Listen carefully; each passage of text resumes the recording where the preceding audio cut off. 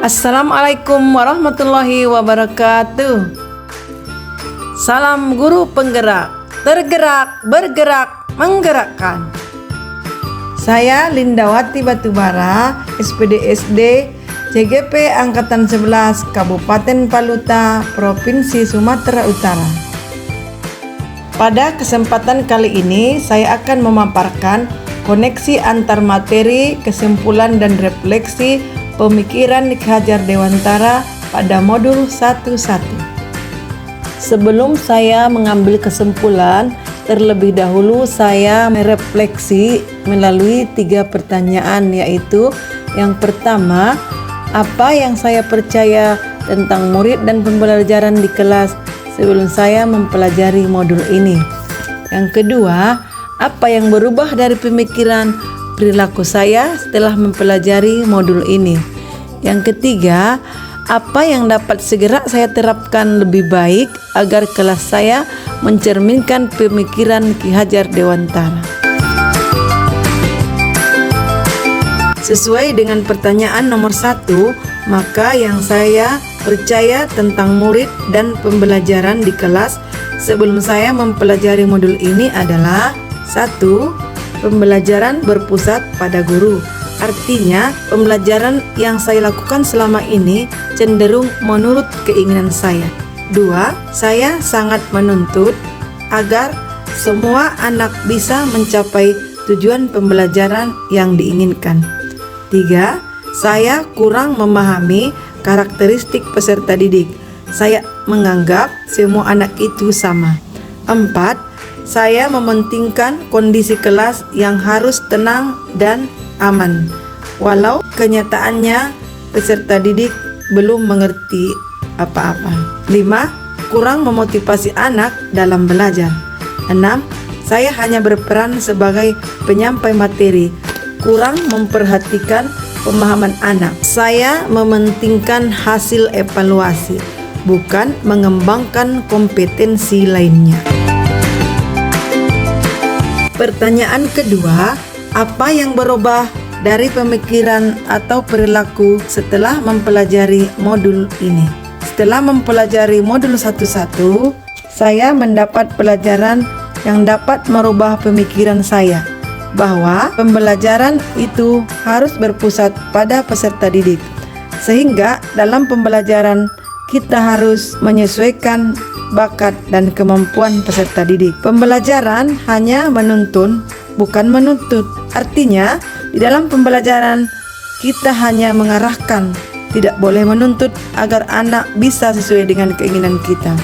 Tapi, kita harus mengarahkan, membimbing, dan memotivasi supaya dia tumbuh sesuai dengan kodratnya. Menghargai karakteristik belajar anak. Artinya, di dalam pembelajaran saya harus memahami kemampuan setiap anak sehingga semua anak bisa mendapatkan pembelajaran dengan merasa senang dan dihargai. Selain merubah pemikiran, juga merubah perilaku saya sebagai seorang guru, yaitu agar tercipta pembelajaran yang berpusat pada anak. Saya mendesain pembelajaran yang menarik dan bervariasi sehingga motivasi belajar anak meningkat. Pengelolaan emosi. Di dalam pembelajaran saya berusaha menjadi seorang guru yang tenang dan sabar menghadapi keunikan masing-masing anak sehingga dapat menciptakan lingkungan belajar yang positif di mana anak merasa termotivasi dan lebih mudah menyerap pembelajaran. Menuntut sesuai kodrat. Artinya di dalam pembelajaran saya lebih cermat memperhatikan bakat dan kemampuan anak.